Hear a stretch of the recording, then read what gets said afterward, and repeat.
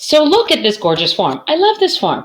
I have created a form that I want to share with my entire team, my entire department, maybe even my entire school. Everybody should want to give their students this wonderful assessment. In this case, it happens to be on whales. So how can I share it with them so that they can make a copy of it, but not change the awesomeness of the form as it is? Well, I'm going to give you a trick on how you can do that. The first thing you need to do as the owner of the form is make sure you're in editor view. So I'm going to click on edit this form. Now that I'm in editor view, back in the day, I might have come up and made sure that everyone could see it. So I go add collaborators, maybe added them by name, or just made sure they had access of anyone in MCPS schools can view this form. So I wanted to make sure they could do that. And what I would do is I would change it to anyone can, with this link, can edit. So instead of viewing, I give them all editor rights. Problem is, they then come in, click on the little 3-dot button and make a copy. But the problem, that's not the problem, actually. The problem is, instead of making a copy, they come to your form, they edit your form, and they make changes.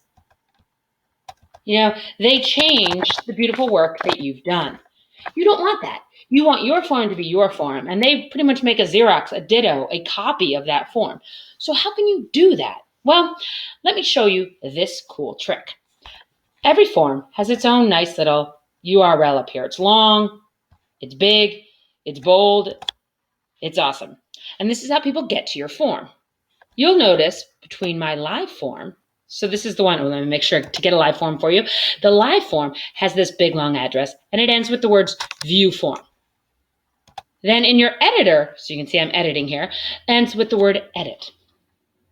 They're actually both the same address. This big long part here, that's the key that says this is the form, right? That's the unique identifier.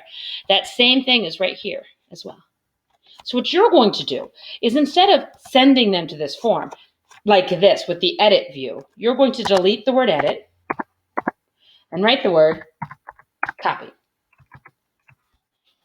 Let me copy that URL. Now when you press enter, instead of coming to the form, you come to this copy document. You may be familiar, this process works in Google Docs. This process works in Google Sheets. This process works in Google Slides, allowing the user to make a copy of a document or form or whatnot, rather than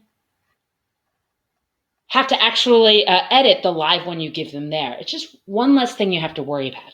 You then take this address, go over to Gmail, go over to your Outlook, and send them this. When they get here, they will press make a copy, and they will get their own brand spanking new copy of this information right here on the page for them. There are a couple things you need to remember in order for them to make a copy. Make sure and add collaborators that you've allowed everybody to, not just private, because then they won't be able to see the form. They do need to be able to view the form in order to make a copy of it. And that's pretty much all you need to remember.